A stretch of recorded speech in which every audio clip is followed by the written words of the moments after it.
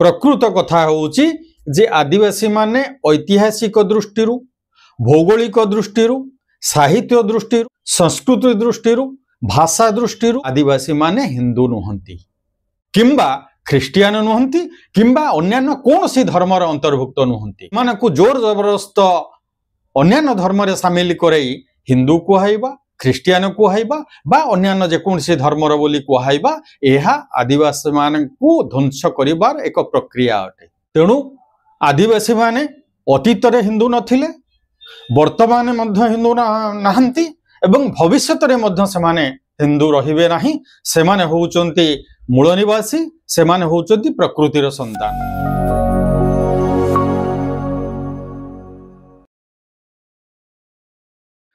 साथीगण सम्यक विचार चैनल रो आज ही आलोचना को आपण मानकु स्वागत सहित सप्रेम जय भीम। आज विषय होउची आदिवासी माने हिंदू नहंती।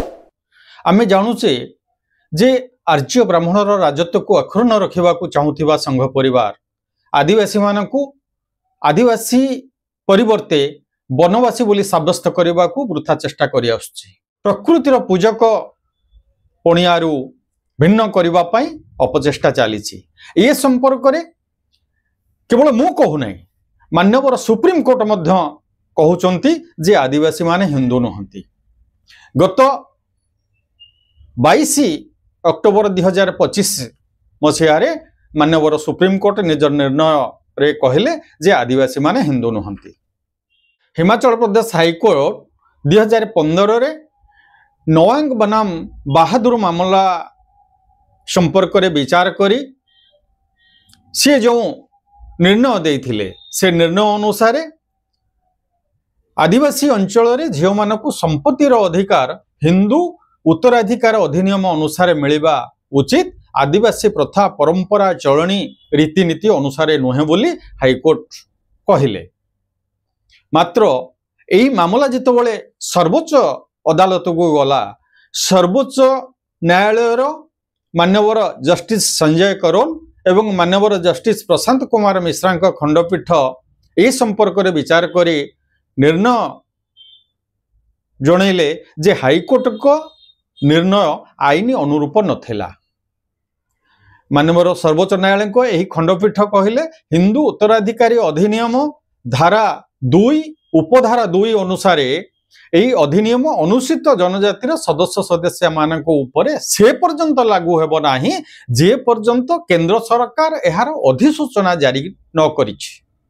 एबे आमे सम्यक भाव रे जानिबा जे आईन कोन कहूछि। हिंदू उत्तराधिकार अधिनियम 1956 धारा 2 उपधारा 2 रे प्रदत्त कौनसी कथा संविधान अनुच्छेद 366 उपधारा 25 अर्थरे आसुथिबा अनुसूचित जनजाति गुड़िक उपरे लागू हेबो नाही जे पर्यंत केंद्र सरकार आधिकारिक कागज पत्र बा राजपत्र बा गेजेट रे एक कथा प्रकाश न करिसंती। अर्थात आईन स्वयं संपूर्ण जेपरि अन्यमानक उपरे लागू होउची से प्रकार जनजाति मानक उपरे एहा लागू हेबो नाही। एथिपई केंद्र सरकार को विधिवत भाव में अधिसूचना जारी करने को पड़िबो। मान्यवर सर्वोच्च न्यायालय केवल ए जो राय प्रदान कले एहा प्रथम राय नुहे एहा पूर्वरु मध्य अनेक निर्णय रे मान्यवर सर्वोच्च न्यायालय ए प्रकार मत दे आछंती। कमला नेटी बनाम एलओ 2023 मामला रे मान्यवर सर्वोच्च न्यायालय आदिवासी हिंदू उत्तराधिकारी अधिनियम लागू होई परिबो नाही बोली राय सुनाइथिले। एपरिकी तीर्थ कुमार बनाम दादुराम 2024 मामला निर्णय रे मान्यवर न्यायालय कहिथिले जे अनुसूचित जातिर सदस्य मानकु हिंदू सक्सेशन एक्ट बा एचएसए परिसर भितर को अणा जाई परिबो नाही बा आदिवासी माने होउचंती जनजाति माने होउचंती हिंदू सक्सेशन एक्ट बा हिंदू उत्तराधिकार अधिनियम रो बाहरे। Madhukishore and others versus state of Bihar and others 17 April 1996 मामला।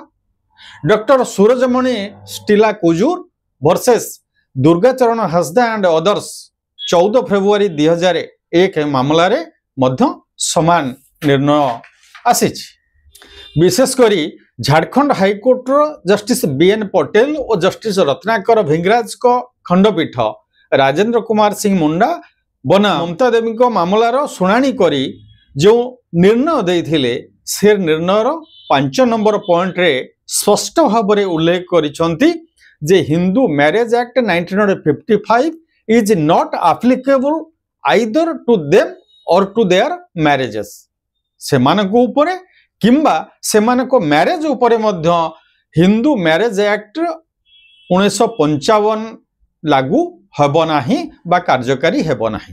इलाहाबाद हाईकोर्ट 1 जुलाई 2016 मसीहारे अजय कुमार बनाम भीम प्रसाद सौनिक मामला केरल उच्च न्यायालय, मध्य प्रदेश उच्च न्यायालय, छत्तीसगढ़ उच्च न्यायालय, कर्नाटक उच्च न्यायालय, बॉम्बे उच्च न्यायालय, पाटना उच्च न्यायालय तथा सेंट्रल एडमिनिस्ट्रेटिव ट्रिब्यूनल मध्य विभिन्न मामला रे ए कथा को स्वीकार करनी निर्णयमान प्रदान करिसंती। एपरिकी 5 जनवरी 2011 रे Kailash and others versus Maharashtra state criminal appeal संख्या 447 2009 मामला रे जस्टिस मार्कंडेय काटजू और जस्टिस ज्ञानसुधा मिश्र मत प्रकाश करी कहले जे the scheduled tribes were the original inhabitants अर्थात आदिवासी माने होउछंती एठाकार मूल निवासी। एपरिकी 1871 मसीह 1941 मसीहा पर्यंत करा जाइथिबा जनगणना रे आदिवासी मानकू अन्यान्य धर्म ठारू पृथक रूप रे गणना करा जाइछि। आमे जदि देखिबा 1871 रो प्रथम जनगणना रे आदिवासी मानक पई आबोरिजिन्स बा आदिवासी शब्द व्यवहार करा जाइछि। 1881 मसीहा जनगणना रे आदिवासी मानक पई आबोरिजिनल अर्थात आदिम अधिवासी रूप रे गणना करा जाइछि। 1891 जनगणना रे मध्य समान शब्द आबोरिजिनल शब्द प्रयोग करा जाइछि। 1901 जनगणना रे आदिवासी मानक पई एनिमिस्ट शब्द बा प्रकृति पूजक बोली उल्लेख करा जाइछि। एपरिक 1911 जनगणना 1921 जनगणना रे मध्य आदिवासी मानक पई एनिमिस्ट शब्द बा प्रकृति पूजक रूप रे व्यवहार करा जाइछि। 1931 मसीहा जनगणना रे एमानक पई शब्द प्रयोग करा जाइछि ट्राइबल रिलीजियन अर्थात आदिम धर्म। 1941 मसीहा रे सामान्य परिवर्तन करी उल्लेख करा जाइछि ट्राइब्स बा जनजाति। प्रथम व्यतिक्रम होइछि 1951 जनगणना।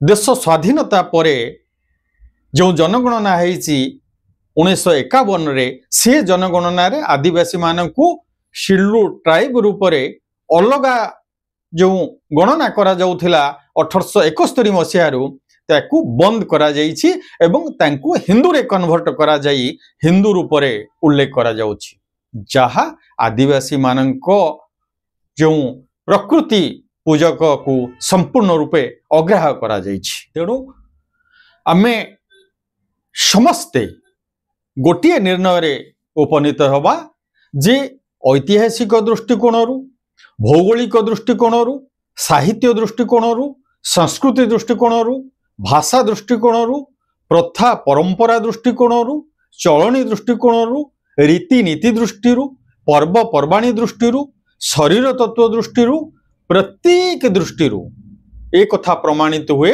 जे आदिवासी माने हिंदू नुहंती। एमाने एपरिक एमाने अन्य कौनसी धर्मर नुहंती। एमाने ख्रीस्टियान नुहंती, हिंदू नुहंती किंबा इस्लाम धर्म अंतर्भुक्त नुहंती। एमाने होउचंती ए देशर मूल बासिंदा। एमाने होउचंती प्रकृति पूजक। एमानकू जोर जबरदस्त हिंदू कहा जाउछि एवं एमानकू आदिवासी परिवर्ते वर्तमान वनवासी बोली कहा जाउछि।